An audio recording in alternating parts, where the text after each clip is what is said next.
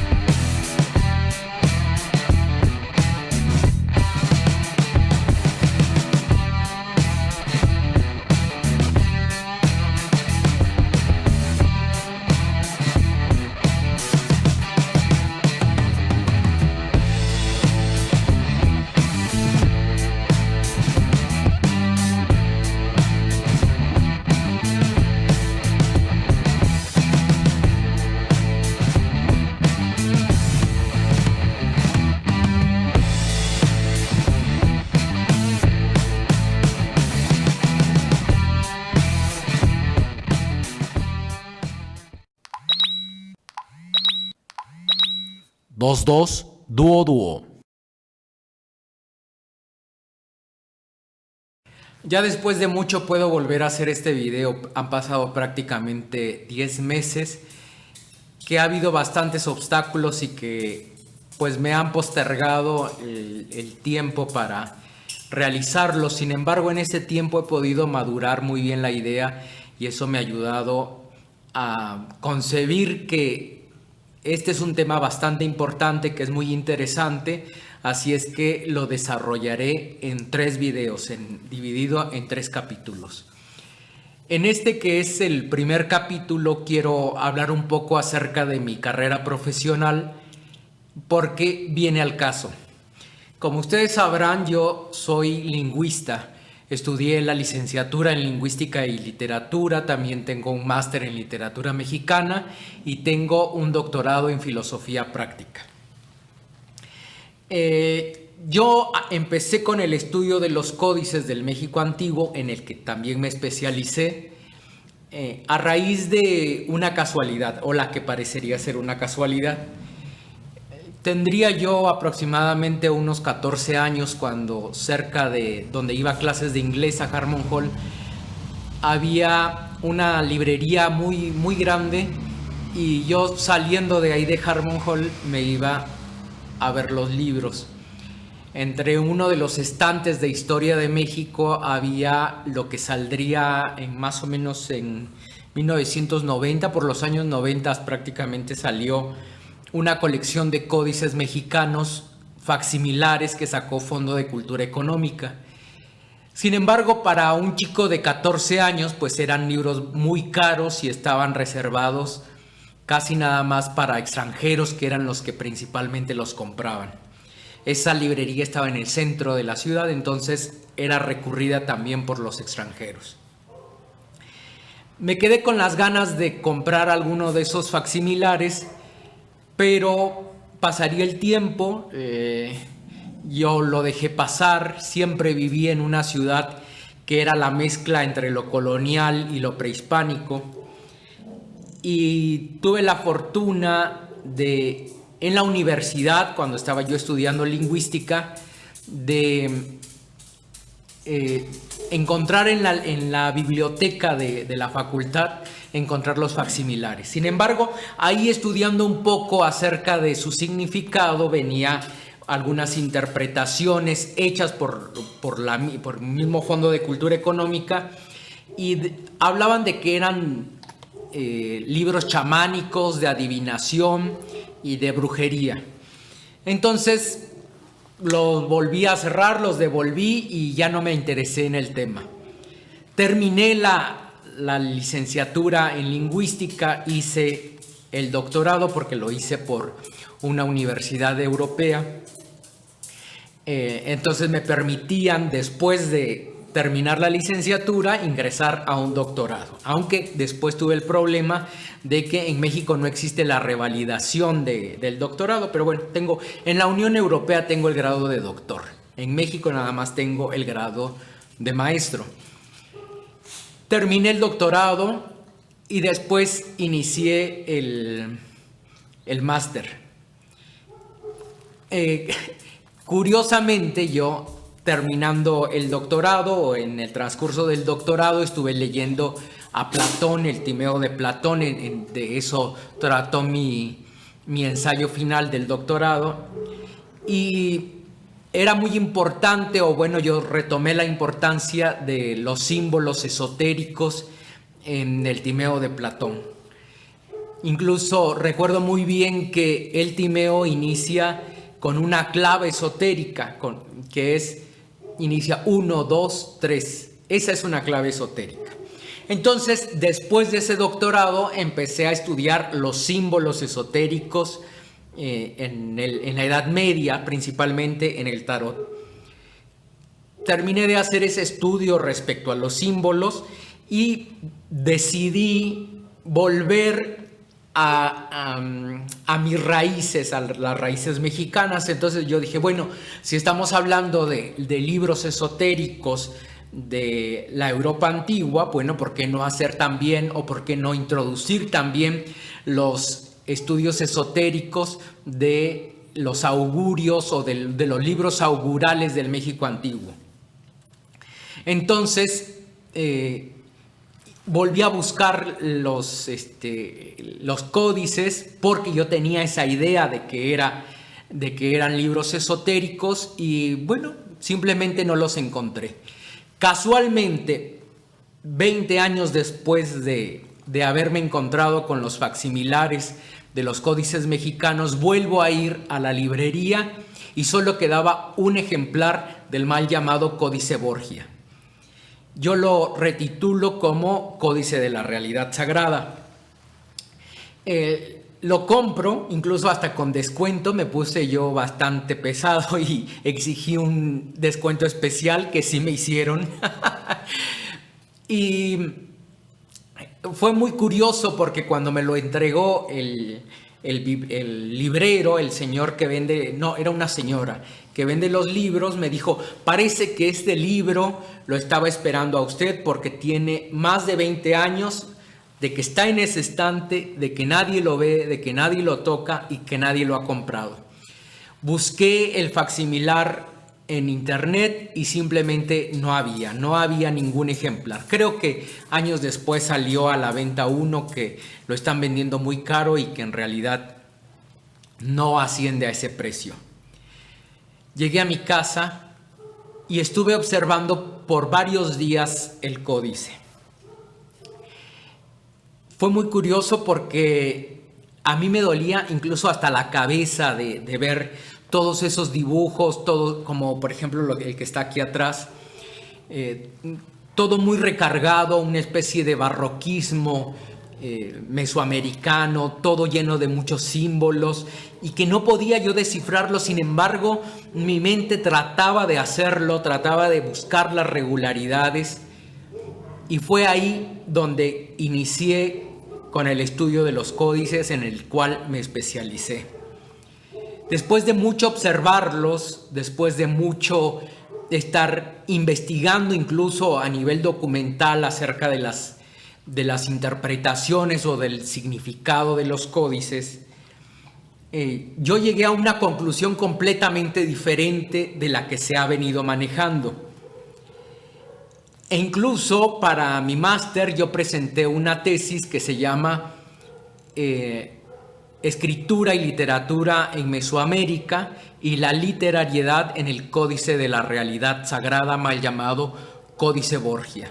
Es ahí donde yo designo al Códice Borgia como Códice de la Realidad Sagrada, y donde planteo una postura muy importante incluso para el estudio de los códices, porque no solamente busco la manera de interpretarlos o de decodificarlos, que es el término preciso, sino que también demuestro desde el punto de vista lingüístico. La lingüística es la ciencia que se encarga del estudio del lenguaje.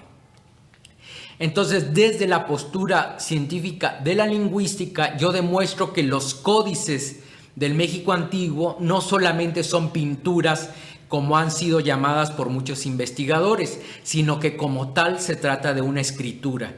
Entonces, como escritura que es, requiere una decodificación, y posteriormente de la decodificación requieren una interpretación, o se puede hacer una interpretación. Algo un poco complejo.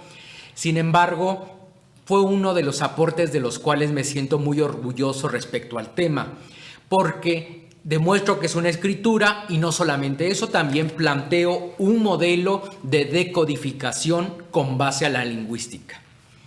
Esta tesis no solamente me permitió brindarme el título de maestro en literatura mexicana, sino también el honorable jurado me concedió una mención honorífica por esa tesis y por el examen. Me siento muy orgulloso de ello, y sobre todo también porque fue la primera mención honorífica que se entregó en esa maestría. Después consideré que ya no era necesario hacer el doctorado, porque en México son 4 años para hacer una sola tesis, y si bien recibes beca, para mí era una perdedera de tiempo, porque yo en 4 años podría hacer incluso hasta 4 libros. Entonces preferí renunciar a esa beca y mejor dedicarme a escribir libros. Y es ahí donde viene la importancia de los estudios que se han hecho y los estudios que yo he hecho, porque rompo con toda una tradición que se venía marcando respecto a la interpretación y al concepto que se tiene de los códices.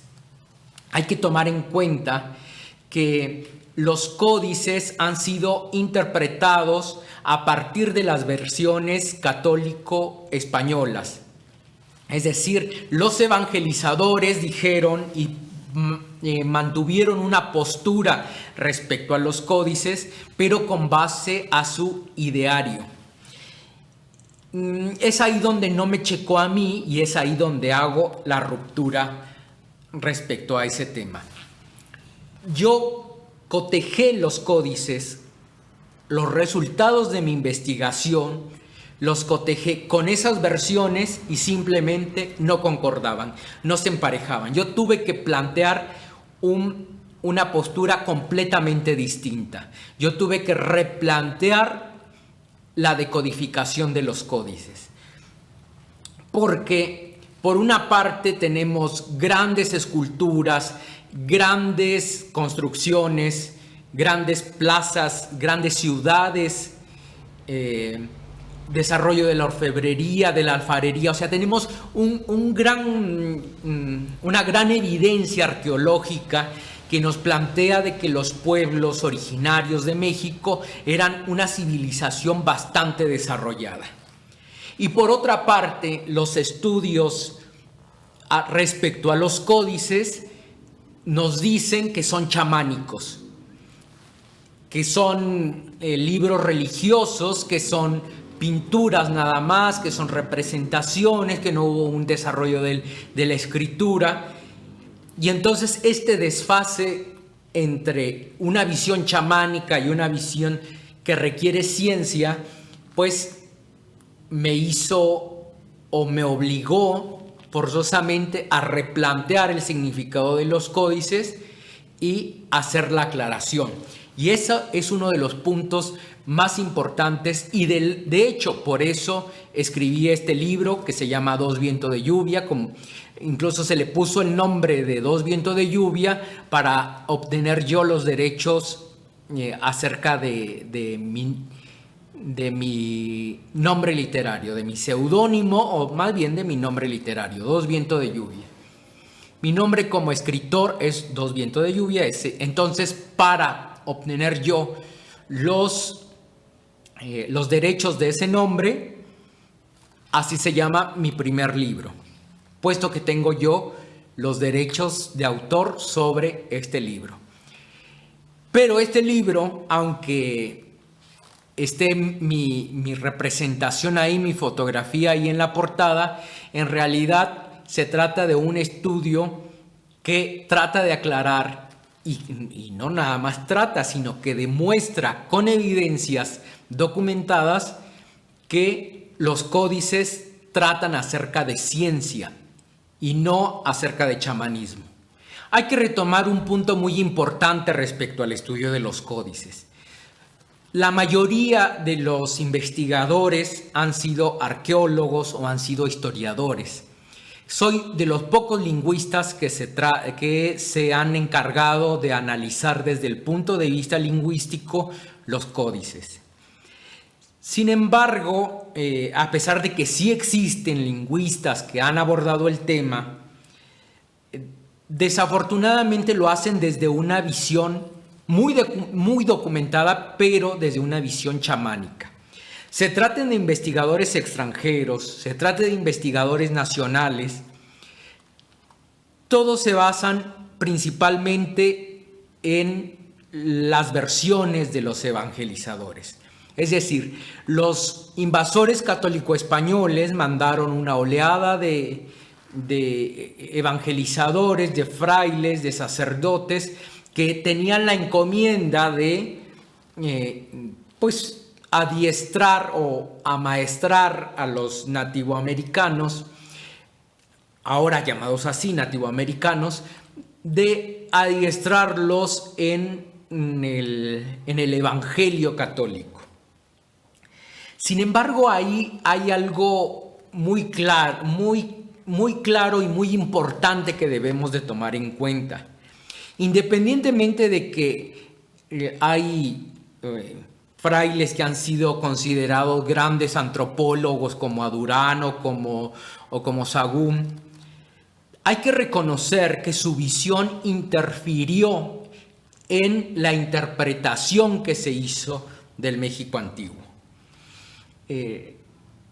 Los códices, por ejemplo, eran presentados a las altas clases eclesiásticas como evidencia de que se hacían prácticas demoníacas.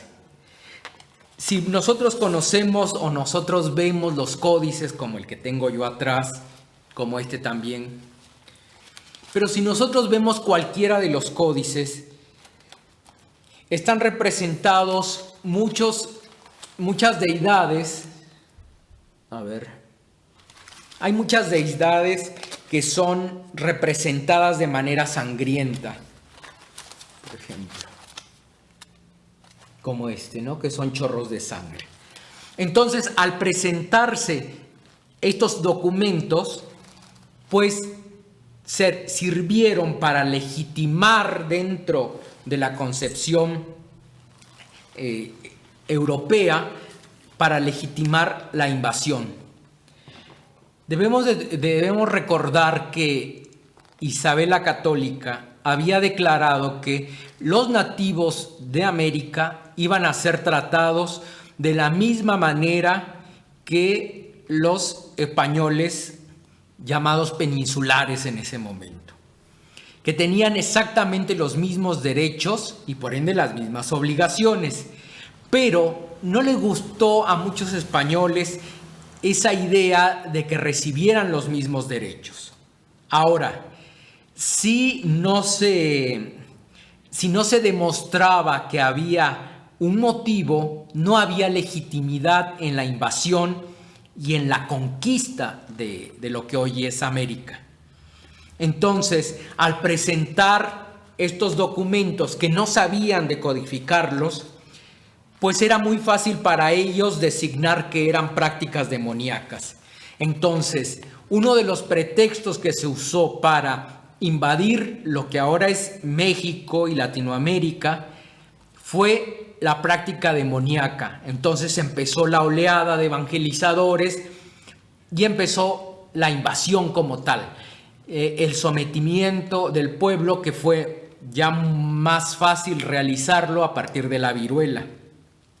El tema de la viruela lo trato en mi novela Los días previos al sacrificio. Con base a ello, entonces, se realizó la invasión y se crearon documentos que después serían utilizados y que han sido utilizados por los investigadores para decodificar los códices. Pero no ha habido una depuración, ha sido más bien una constante sucesión de conceptos preconcebidos. Hay que tomar algo muy importante en cuenta. Y me sirve un pequeño libro que vi en la casa de un familiar, que me llamó la atención y que pedí en obsequio y sí me lo dieron.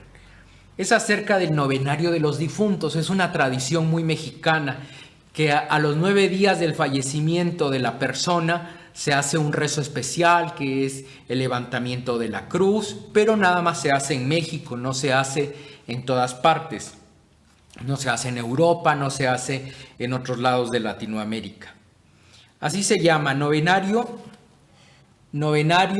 de difuntos, escrito por el presbítero Flaviano Amatulli Valente. Bueno, no se nota aquí bien el... Es que no se nota bien el nombre acá. Flaviano Amatulli Valente. Novenario de difuntos, nueva edición. Y es muy curioso porque en la introducción lo primero que se dice, bueno, primero observemos a esta mujer que evidentemente es una indígena por el huipil. Es más, parece un huipil mije de la Sierra de Oaxaca, su trenza y su rosario. Bien, rezo del Santo Rosario, dice. Pero dice, advertencia del autor. Y es con lo que inicia el libro. El objetivo del presente librito es esencialmente pastoral, es decir, aprovechar una costumbre tan arraigada como la del novenario de difuntos para evangelizar. En esas simples palabras nos aclaran la filosofía con la cual fue tratado los documentos y las versiones de los códices, las versiones de las tradiciones. Así fueron vistas y así fueron tratadas por los católicos españoles. Fueron utilizadas sus costumbres para introducir el evangelio, la evangelización y la ideología católico-españolas, católico-europea. Se utilizaron las deidades para hacer referencia acerca de los mitos también judeocristianos. Por ejemplo, me viene a la memoria el Popol Vuh, por ejemplo, que es la creación del mundo. Muchos mitos también que han sido recopilados después de la invasión hablan de cómo los dioses antiguos crearon al ser humano. En realidad no está tan claro esto en los códices acerca de la creación de la humanidad. Los códices tratan principalmente del manejo, de cómo funciona el cosmos, no tanto de la creación de la humanidad. La religión o la ideología del México antiguo era cosmogónica, no era antropológica, no era antropocéntrica. Ese es el término adecuado. En la Edad Media existía a Dios como el centro de la ideología, pero también había un antropocentrismo, es decir, se veía a Dios, pero solo en factor de la humanidad. Se utilizaron entonces los mitos del México antiguo para ir introduciendo los conceptos católicos. Incluso se dice que es un error tremendo y garrafal. Se dice que el mundo, según la visión del México antiguo, el mundo tiene, el infierno o el inframundo tiene diferentes niveles, que el cielo de igual manera. Esa es una visión completamente dantesca, y es literal que es dantesca. Esa versión se basa en el concepto de Dante Alighieri de el cielo y del infierno e incluso del purgatorio.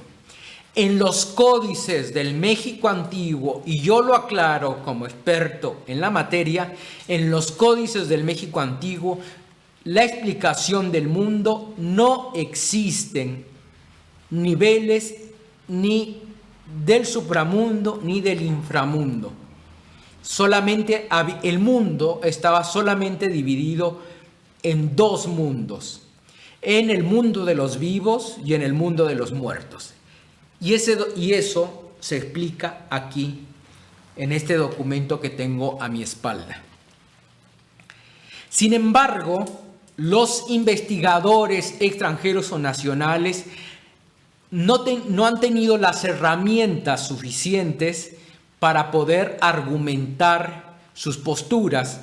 Entonces han tenido que retomar a los evangelizadores, pero con ello han seguido reproduciendo las versiones católico-españolas.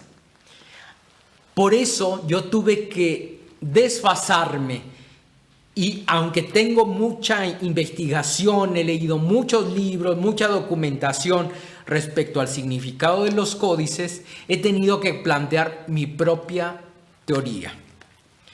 Para eso hice este primer libro.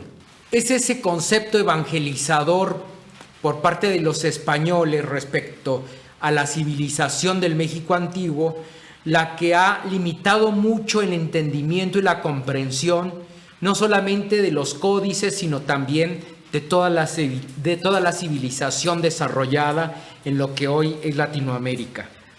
Se tilda a los mexicanos antiguos como satánicos, como demoníacos, como bárbaros, como ignorantes, y todavía se sigue reformulando, replanteando y reutilizando ese concepto en las investigaciones modernas. Ha habido algunos investigadores que han tratado de modificar ese concepto. Sin embargo, en los códices es muy marcado ese concepto chamánico respecto a su contenido.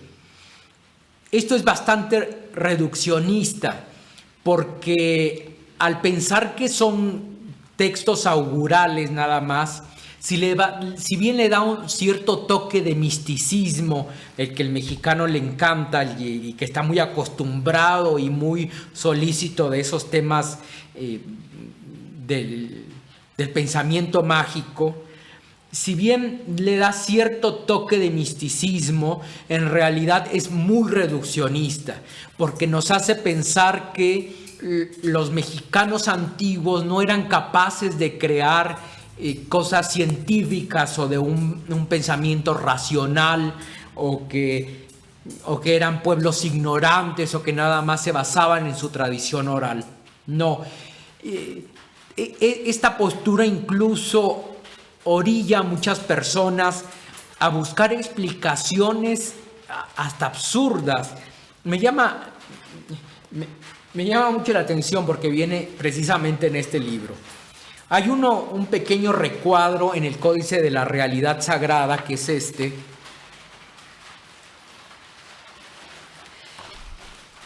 que si se tomara el tiempo a alguna de estas personas en leer la postura de la que hablo, Pues inmediatamente lo utilizaría como justificación a la idea de que las pirámides como Machu Picchu, como Teotihuacán, fueron hechas por extraterrestres.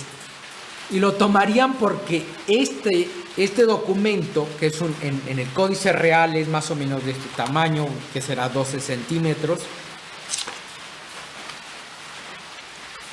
Este documento se trata de la explicación del mundo visto desde el espacio exterior. Este es el planeta Tierra, este es el mundo de los vivos, y este es el mundo de los muertos. Y es como si alguien estuviera viendo al planeta Tierra desde el espacio exterior y lo estuviera representando. Bueno, esto podría servir a esa versión de que las pirámides fueron construidas por extraterrestres. Sin embargo, no es así, no es esta la explicación respecto al desarrollo del México antiguo y de las demás civilizaciones. Los códices están tildados de todas estas preconcepciones católico-evangelizadoras. Entonces eso ha sido una interferencia o un obstáculo muy grande para concebirlos en su justa dimensión. Otro también de los obstáculos también muy grandes que tienen es que fueron escritos de una manera muy poética, de una manera muy retórica, con un amplio uso de metáforas y de símbolos.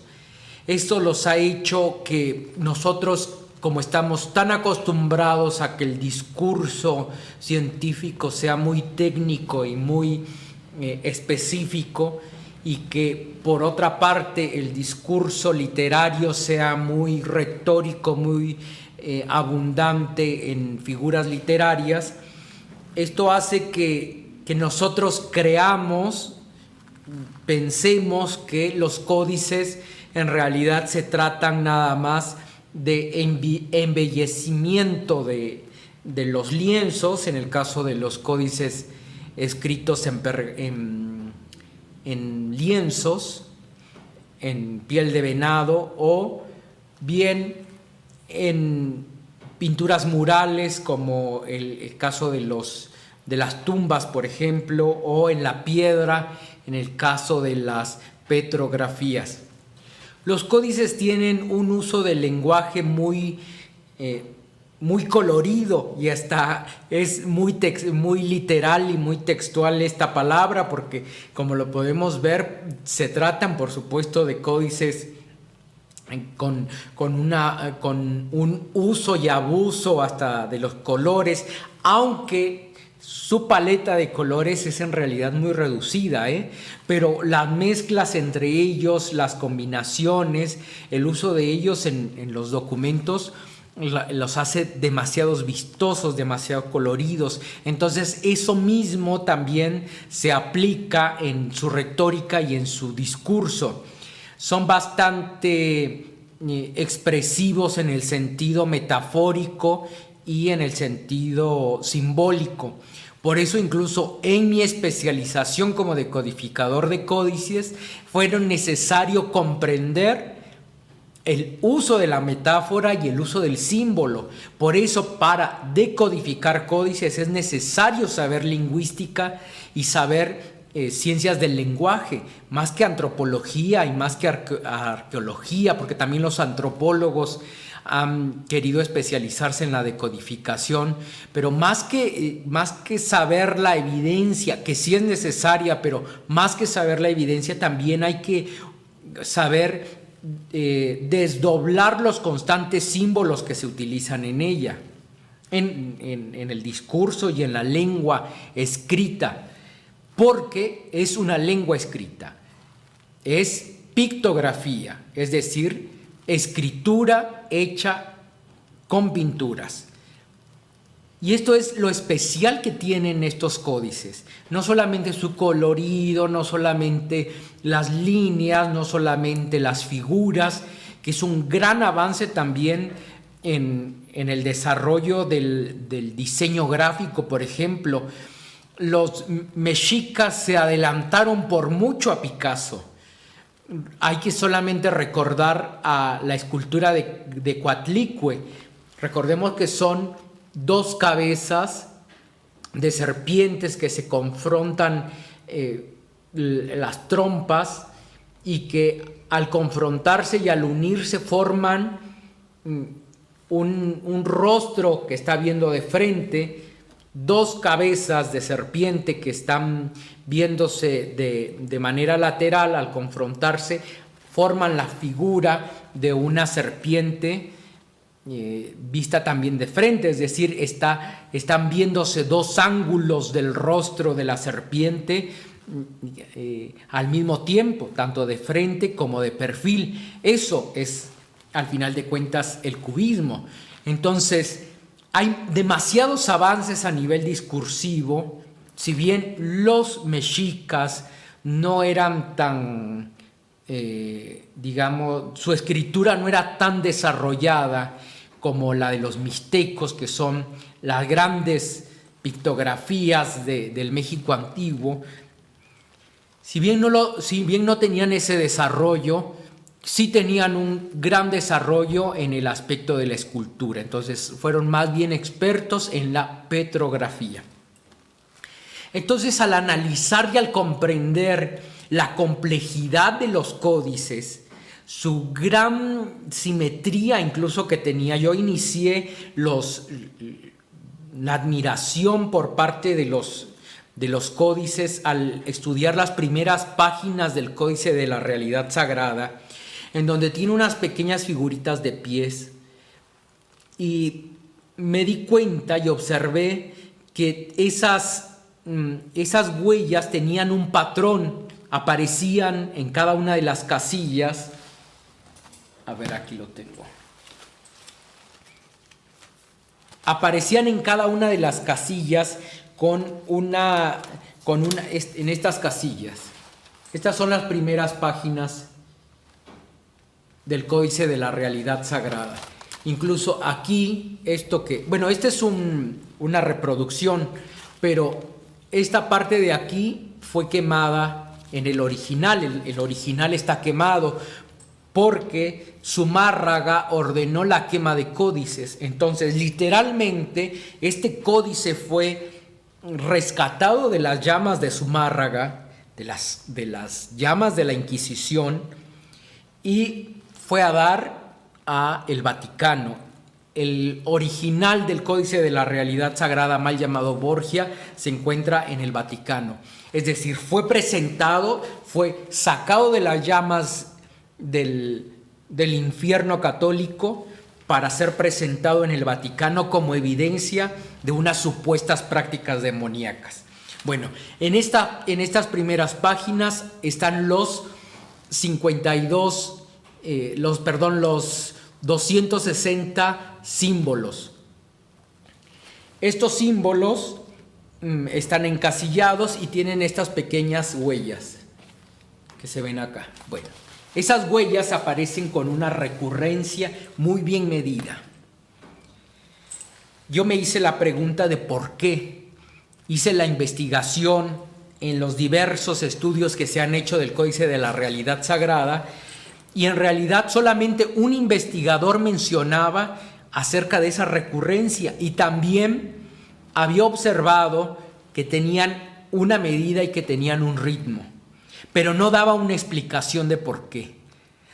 Soy yo, después de mucho tiempo de análisis, que encuentro la explicación de por qué están esas huellitas. Pero bueno, de eso después hablaré, si es que un torrencial diluvio un diluvio católico no vuelve a interferir en los videos. Pero bien, entonces, al observar que tienen esa medida, que tienen simetría literaria, que tienen un ritmo literario, que tienen un orden, tienen una linealidad. Ferdinand de Saussure, el padre de la lingüística, dice que el lenguaje es una linealidad, o sea, los signos, el signo lingüístico se va desarrollando en el tiempo tal y como se va desarrollando en la hoja de papel. Bueno, tienen una linealidad, es decir, tienen una secuencia gráfica, en este caso pictográfica. No son arbitrarios, ese orden no es arbitrario, sino que tiene una linealidad. Los códices lo tienen, es uno de los puntos más importantes que demuestran que son escritura. Entonces, al tener todo este grado de complejidad, y es a lo que voy, este grado de complejidad demuestra que son textos muy bien pensados, muy bien creados, muy bien hechos. Es decir, no existe una evidencia, el hecho de que traten acerca de figuras de deidades, de que tengan ese halo de misterio que es por una tradición interpretativa, que un investigador extranjero, que un investigador mexicano diga que son textos oraculares, no quiere decir que lo sean. Entonces, estar tan bien pensados, tan bien medidos, tan bien realizados, nos está hablando ya entonces de que sí forman parte de una tradición muy analítica y muy razonada, como lo son las propias pirámides, como son las construcciones, el desarrollo de la ingeniería, el desarrollo de la matemática. Es decir, una escritura pictográfica como la que existe en los códices es más coherente y verosímil a la civilización que fue el México antiguo, y no esta idea chamánica, porque pensar y concebir que son textos oraculares hace pensar que los códices fueron hechos por inspiración, como si se les metiera el espíritu de Tlaloc y ya con eso fuera suficiente para garabatear y pintar, y no, simplemente no corresponde esa idea. Existe una idea bastante, no sé cómo catalogarla. Yo por eso he preferido decir que es una concepción chamánica. Se piensa que el mexicano antiguo, que el mexicano indígena antiguo, precolonial, preinvasión española, eran como María Sabina, que se fumaba su churro y se la pasaba comiendo peyote y hongos y en el viaje, en el eterno viaje, y que a través de ese eterno viaje se podían concebir las pirámides y los códices y la joyería. Por supuesto que no. La ciencia ha demostrado en este momento los graves daños que causan los psicotrópicos en el cerebro. Se necesita una conciencia muy realista, muy visionaria, concebir las propias leyes de la física para poder hacer una construcción tan importante como, por ejemplo, la pirámide de las muñecas en Chichén Itzá, donde en cada determinado tiempo, cada año, el sol se adentra en la puerta como entrando a su casa. Entonces, eso no es posible hacerlo todo drogado, todo dopado, todo pacheco de estar fumando marihuana. Bueno, ese gusto por creer que el México profundo es alcohólico, peyotero, marihuano, pulquero, eso es una estupidez que surgió en los años 70 cuando los rockeros vinieron a ver a María Sabina para que les hiciera su viaje.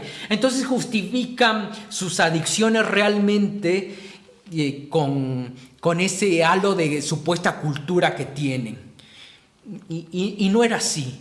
Incluso hay versiones, si bien hay que tomar con mucha reserva las versiones evangelizadoras, las recopilaciones de las costumbres mexicas nos dicen que por ejemplo, entre los mexicas se estaba permitido ingerir bebidas alcohólicas solo a partir de cierta edad, solo cuando la persona era considerada ya un anciano y cuando prácticamente su vida no servía, o sea, ya que era una persona mayor que ya había dado y brindado tanto a su familia como a la sociedad, entonces podría tomarse sus pulquecitos. Pero de ahí en fuera era considerado un hasta delito el ser borracho. Según las versiones, a la tercera recaída de alcoholismo, órale, al sacrificio humano. Entonces, esa concepción del pachequero, del chamán que se inspira fumando marihuana y todas estas cosas, en realidad forma parte también de esta denigración que se hace de la verdadera inteligencia de los mexicanos antiguos. Aquí caben aclarar dos cosas muy importantes. Una, los códices no los hacía cualquier persona. El hecho de que hubiera institutos especie de institutos, que hubiera escuelas de oficios, digamos, que se les enseñaba el arte de la guerra, los mitos, no quiere decir que cualquiera pudiera escribir. Eran un grupo selecto y muy específico, como lo que ahora podemos conocer como oficios heredados de padres a hijos, así. Había un sector muy específico que se dedicaba a hacer los códices.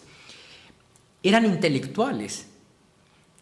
Al descifrar y al decodificar los códices nos damos cuenta que eran intelectuales, que tenían que saber muchísimo y que no podían dedicarse a estarse fumando su cigarro y a estar embriagándose, porque sería cometer gravísimos errores. Códices, por ejemplo, como el Códice de la Realidad Sagrada, es notorio que sus trazos y su perfección tanto en el trazo como en la explicación que están haciendo, tuvo que haber sido realizado por una persona mayor. Es posible que también las mujeres hicieran códices, no solamente hombres. A lo mejor colaboraban en la elaboración de los pigmentos. Solo podemos saber, y eso es otro de los descubrimientos de los que me enorgullezco, solo podemos saber el nombre de 2 escribanos de códices. Hay solo un códice que tiene el nombre de los 2 hombres que realizaron el códice. De los demás es muy difícil, no he encontrado evidencias de que existan sus nombres, es decir, no existe una firma, pero es posible que las mujeres sí lo hayan hecho. En el Códice de la Realidad Sagrada, el trazo y el uso del discurso nos está diciendo que era una persona de edad avanzada, posiblemente de 40 o 60 años, por su trazo tan perfecto y por su perfección en el discurso. Hay otro códice que es más conocido como Códice Cospi. Yo lo rebauticé y lo llamé Códice Feo, porque realmente es muy feo. Sus trazos están muy mal hechos, hay muchas equivocaciones, es incluso un códice que está inacabado, que nada más tiene las primeras páginas. Y están deformes las figuras, o sea, quedarían perfectamente bien para una caricatura contemporánea, porque están cabezones y unas patitas chiquitas ahí, o una cabezota y unas patitas chiquitas que parecen una caricatura. Bueno, ese códice es evidente que lo hizo una persona que no tenía tal destreza como el que hizo el Códice de la Realidad Sagrada. A mi entender, el Códice de la Realidad Sagrada es el documento más importante que existe de los que tenemos, que son aproximadamente 20 los que sobrevivieron, pero ya después hablaré de eso. Lo importante aquí es rescatar que no podemos caer en el mismo error de considerar que son documentos chamánicos. El segundo punto, que es importante recapitular es que desafortunadamente el hecho de que hayan sido creados solamente por un grupo muy particular de intelectuales, que hayan sido los códices hechos por ese grupo particular, nos habla de que tuvo que haber un desarrollo de la inteligencia muy de élite. Pero sin embargo es comprensible si observamos la actual realidad del mexicano. Yo me atrevo a decir que el mexicano contemporáneo no está capacitado. Escuchen muy bien, no es que no dé su inteligencia, y lo debo de tomar con pincitas porque hay mucha gente muy delicadita, ¿no? Pero el mexicano contemporáneo está muy lejos de comprender su capacidad y su acervo cultural. Es muy pobre para poder comprender la articulación tan compleja que tienen los códices. La articulación es como su uso, digamos, el uso discursivo, el uso de los signos para crear discursos.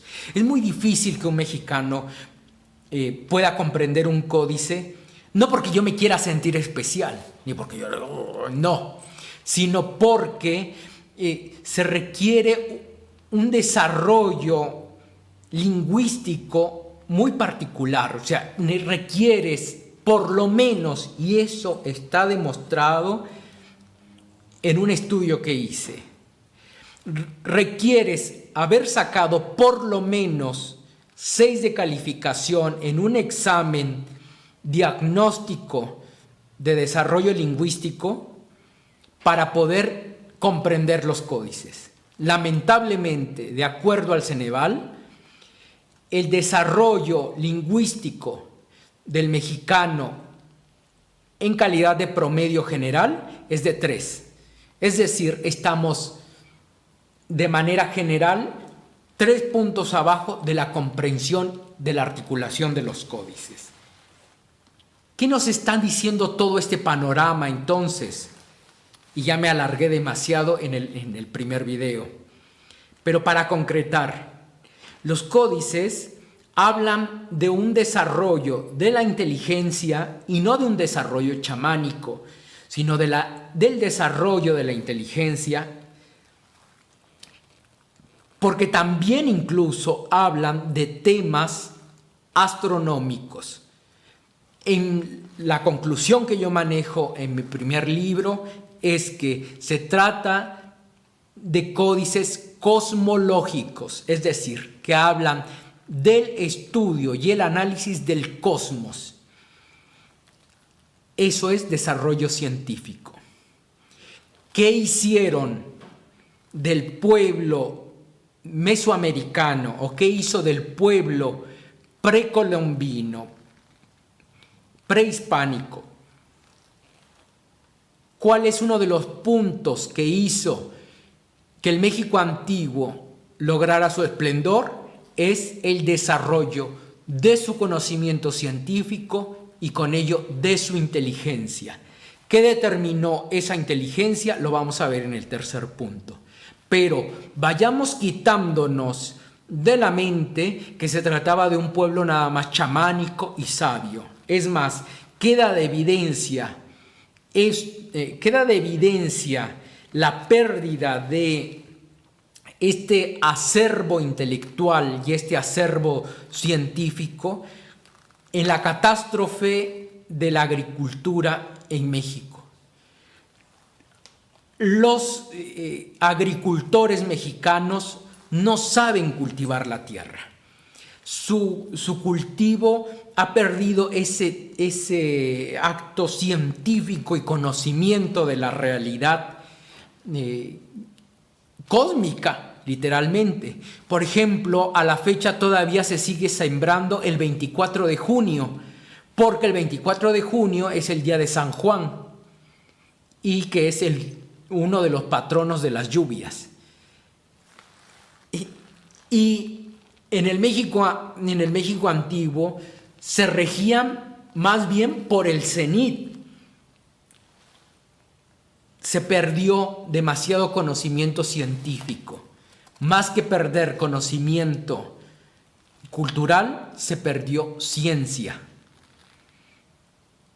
Ese es uno de los graves problemas y esa es una de las grandes evidencias también de cómo, que demuestran cómo el mexicano no sabe ni siquiera de su propio conocimiento anterior a la invasión católico-española.